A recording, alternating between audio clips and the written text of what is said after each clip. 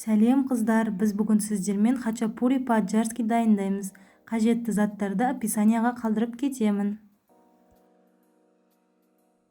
Ең алдымен ыдысымызға жылы сүтімізді және құмшекерімізді, жұмыртқамызды, ашытқымызды салып, жақсылап араластырамыз.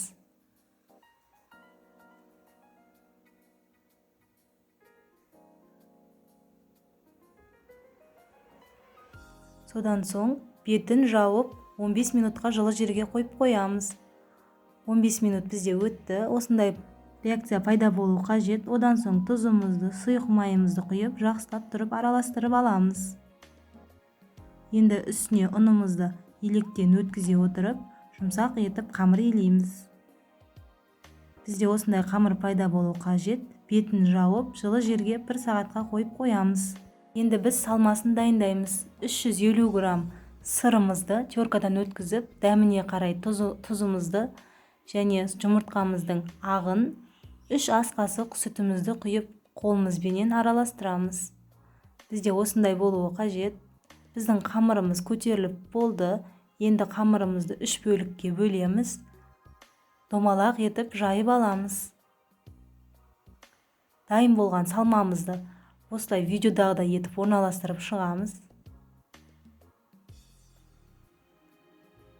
Келесі бетіне де осылай орналастырып шығып, қамырымызды жақсылап ораймыз.